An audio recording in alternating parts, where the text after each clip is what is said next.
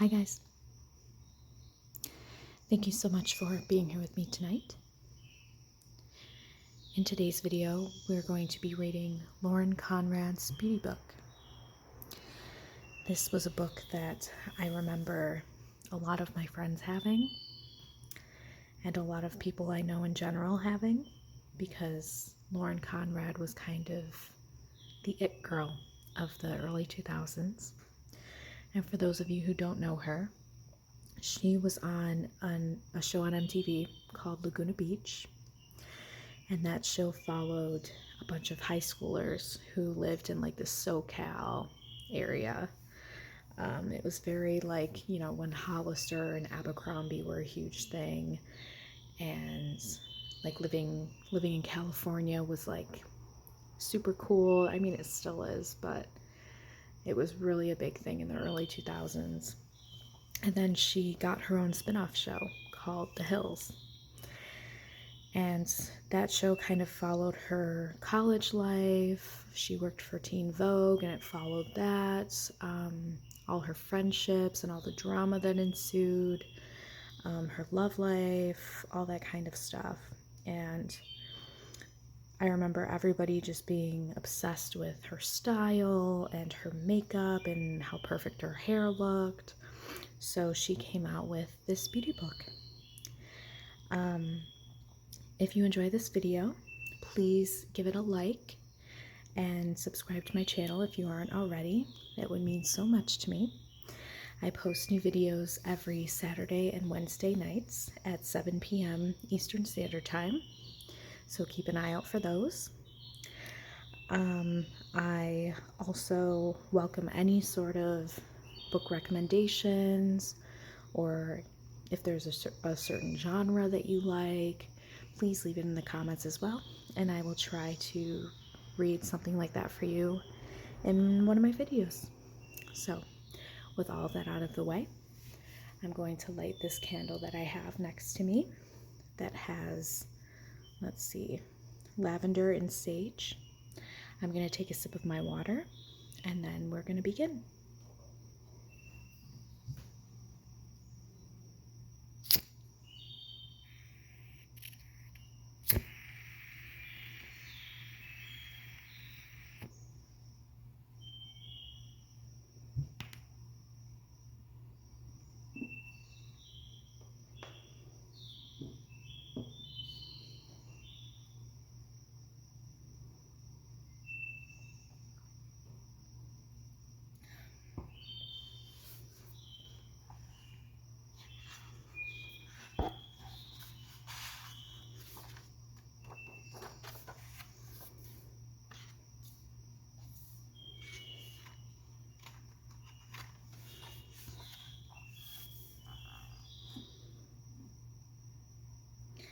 And for those of you who are interested, this book was written in 2012. So it is 10 years old this year.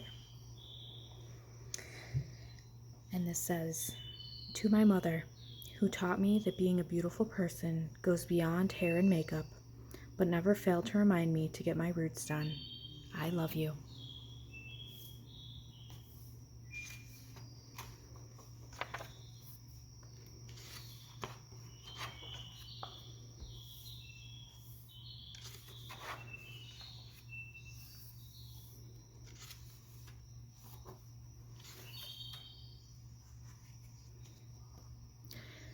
Introduction. When I was a little girl, the first person I ever really thought of as beautiful was my own mother. She was, and still is, one of the most beautiful women I know. Blonde, beachy, effortlessly lovely. I remember watching from her bathroom floor as she sat at her vanity carefully applying makeup and loosely curling her hair. When it was time for her to get ready for a night out, whether it was date night with my father or a dinner party at a friend's house, she always knew how to apply her makeup just so. I was too young at the time to wear any makeup myself, but occasionally she would gift me an underused tube of lipstick or a compact of velvety pink blush. This was the 80s, when makeup smelled and tasted like makeup. powdery, old-fashioned, delicious. I still keep a few treasured old tubes of lipstick in my bathroom drawer. A hint of their thick scent, and I am back on my mother's bathroom counter, palm pressed up against the mirror as I unevenly apply loud shades of red to my tiny lips and smear pale pink powder across my full cheeks. And then I was beautiful too. Just as she would sit back and let me dress myself in neon bike shorts, glitter-adorned t-shirts, and heart-shaped sunglasses, my mother let me define my own ideas of beauty. When the time came for me to learn how to apply makeup in a less playful and more realistic fashion, my experience wasn't much different. In the 7th grade, I was allowed to start wearing makeup, and to say this was a trial and error process is an understatement. I matched my eyeshadows to my outfits each day, but took little care in matching my foundation to my actual skin tone. My eyebrows were overplucked and my hair over-straightened. I was a complete disaster. But that's what those awkward years are for, right? My mother never judged. Luckily, very few photos exist from that time in my life because most of them mysteriously disappeared somehow. Aside from my mother, the other iconic blonde from my childhood was none other than Barbie. The long blonde hair, the clothes, the impossibly tiny shoes. There was not one Barbie accessory that I did not clamor to own. I even had a my-size Barbie, which at 4 feet tall was, in retrospect, absolutely terrifying. From Barbie, I grew to embrace numerous Disney heroines: Cinderella, Snow White, Ariel, Belle, Jasmine. They may be unrealistic too, but at least I was being exposed to paradigms of beauty outside of the Orange County norm. After all, I grew up in the land where bleached out locks and bronze skin reigned supreme. When we're little, it is often the glittery trappings of beauty that we're most attracted to. Cinderella's shimmering ball gown, the crest of pale blue shadow that arcs across Barbie's almond eyes, Ariel's bejeweled bustier, Jasmine's impossibly long, silky raven hair. It's intoxicating. My attraction to these characters felt almost instinctual. As we mature, so do our ideas of what's beautiful. I remember back in school when a particular girl would be deemed most dateable, and a certain boy would be deemed most kissable. The spotlight would shine brightly on those who were collectively and arbitrarily named best in show, and everyone else would just kind of blend into the background. The rest of us were dateable and kissable, sure, but not the prized possessions. That sort of communal brainwashing lessens in time as we all figure out what's attractive to us, as we define our own beautiful. Even though I've grown up, changed, and grown up some more, I will still always feel that my mother is the most beautiful woman around. And if there's one thing my mother taught me that I can pass along to you, it's that less is more when it comes to finding your look. When I moved out of Orange County, my hair grew darker, my tan faded. I stopped abusing eyeliner, for the most part, and I started to admire boys who didn't captain the water polo team.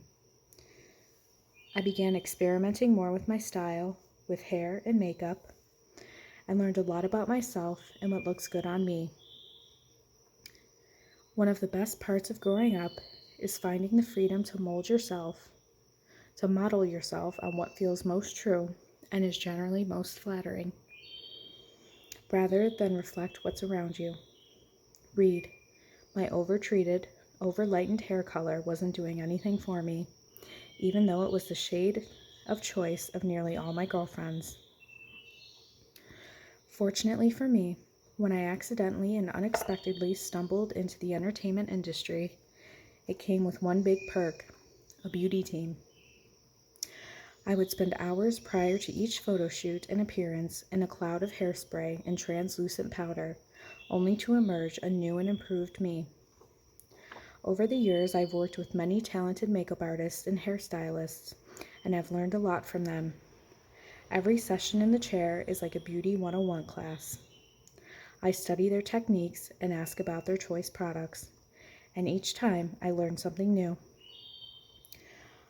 I will probably never be able to accomplish the same results as they do, but after years of practice, I've gotten pretty decent at doing my own hair, makeup, and nails.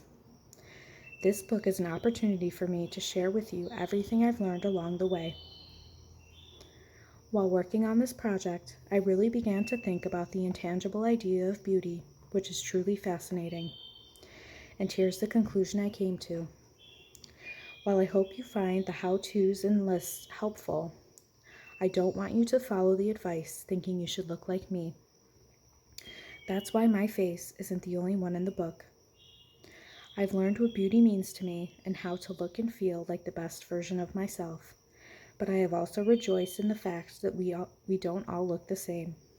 I hope you discover this too, and that you use the information in this book to look and feel like your best version of you.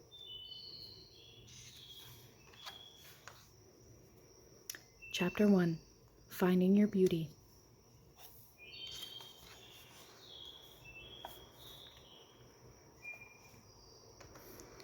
When Teen Vogue offered me an internship back in 2007, I was thrilled. I couldn't wait to begin working for the magazine I had idolized forever. But before I was allowed to fetch soy lattes and make color copies, they did have one request: that I immediately go to have my hair fixed. They even made me an appointment at Neil George Salon and requested the colorist D. Orange County my overprocessed locks. A little awkward and embarrassing, but ultimately it was a blessing. To this day, I'm so grateful for Teen Vogue and their West Coast editor, Lisa Love's beauty intervention. My hair was horribly damaged from a combination of bleach and sun, and it was too much blonde for my skin tone. In my defense, it had never even occurred to me that I should, or could, deviate from the Laguna Beach norm. I had gone to the same hairdresser for the majority of my life and submitted my scalp to the same treatment as my friends. I was simply a reflection of an Orange County standard of beauty. As we grow up, we're taught what beauty is by what we see around us. It was pretty easy for me to blend in. My skin tanned easily, and I was born with naturally blonde hair. But I can't imagine how difficult this must have been for the girls I grew up with who didn't fit the mold. It can be downright terrifying to wander through high school feeling different. Not that I hadn't done my fair share of experimenting with beauty, occasionally ending in some comic moments. When I was in 5th grade, I glued a rhinestone bindi to my forehead in an effort to look like Gwen Stefani. Not only was it not Halloween, but I used skin bonding glue. I found it while rummaging through my mother's desk drawer and misinterpreted skin bonding as a purpose rather than a warning. It was exactly what I needed, to look completely stupid. I still don't recall how I got it off. And as for hair, I have had the same long blonde hairstyle since I was young. So when 8th grade rolled around, I knew it was time for a change. And when I saw a poster for the Josie and the Pussycats movie, I knew just what I wanted to do. I chopped my long hair to 1 inch above my shoulders and styled it with mousse to flare out. See page 12. Let's actually look at that really quick. Oh, there it is. When I decided to take it one step further and experiment with color, my first experience was similar to most girls, out of a box and done over my bathroom sink.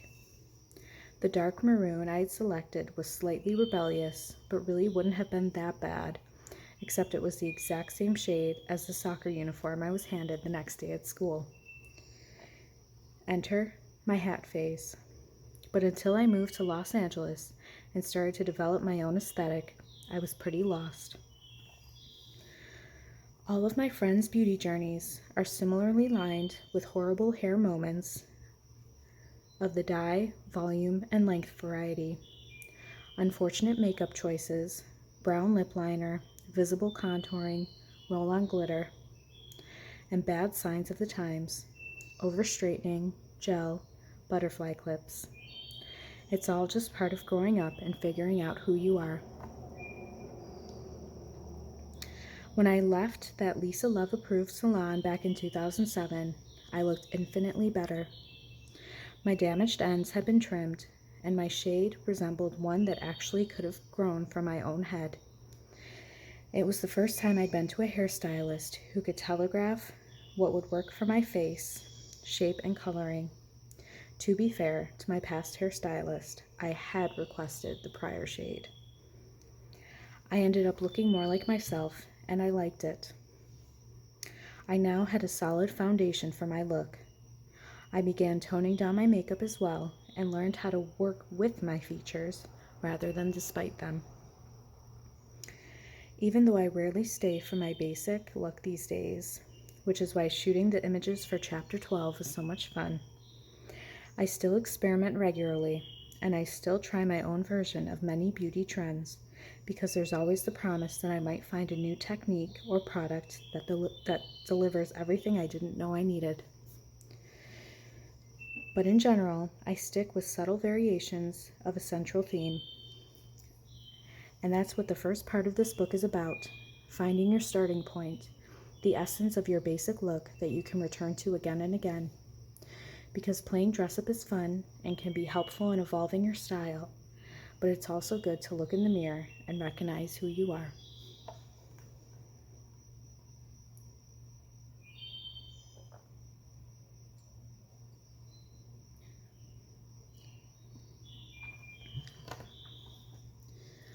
One simple thing that you can do every day. Give yourself a compliment every day. I know this sounds silly, but it really is important. As girls, we spend countless hours focusing on our flaws and trying to correct them or cover them up. It's essential to focus on something you like about yourself. Maybe you're having a good hair day, or your skin is looking especially healthy. Take a moment each day to focus on the good, and then try to carry that with you throughout the day, because while bangs don't look good on everyone, confidence does.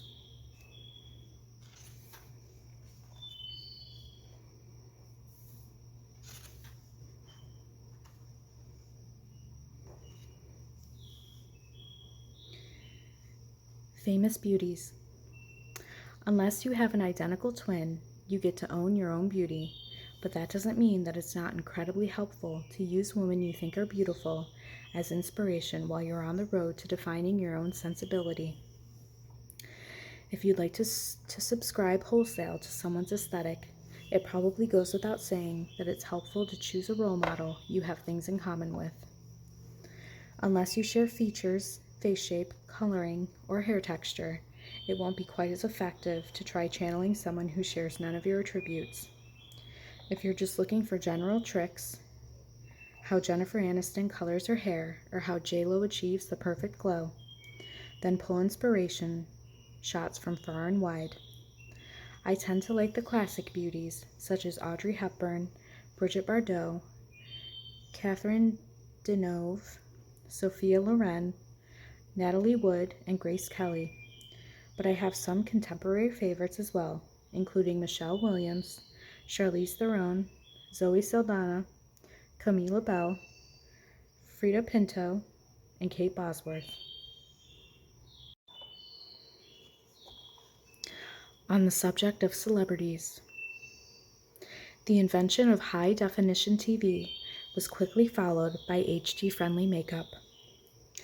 That, my friends, is because the veneer of perfection that you see painted across the small screen, the silver screen, billboards, and the glossy pages of magazines is often far from the truth, with the exception of cruel tabloids.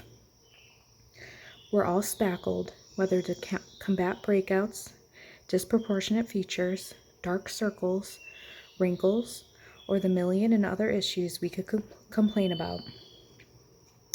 We're tuned up by the industry's best hair and makeup artists, who can give us perfect bow-shaped lips, the sort of contouring that instantly makes us look 10 pounds lighter, and beautiful wind-blown waves.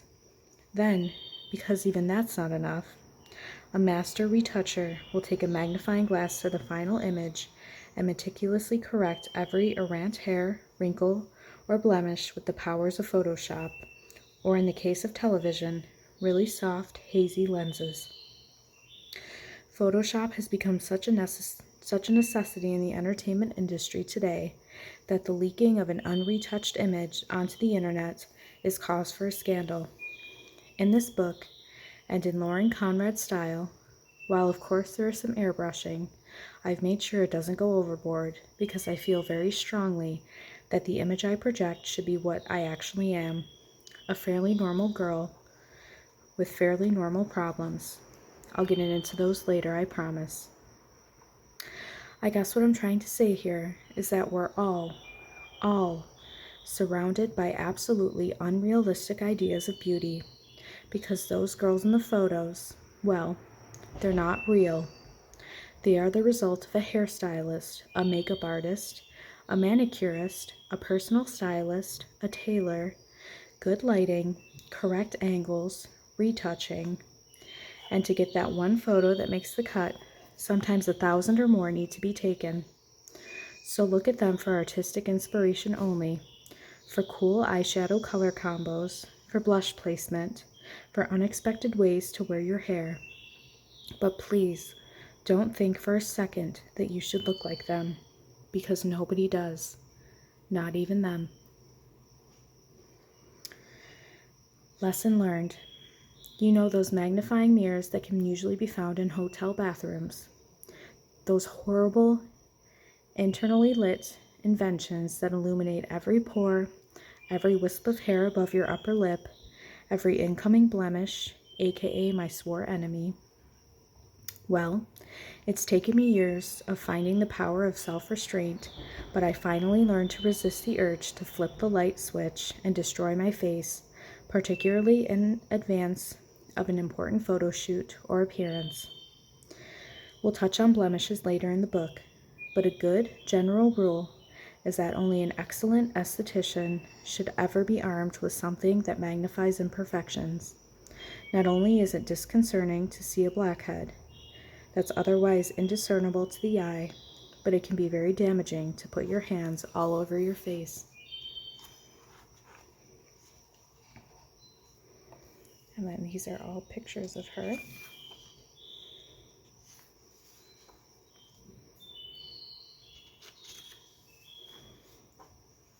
And I think that's where I'm going to actually leave it off.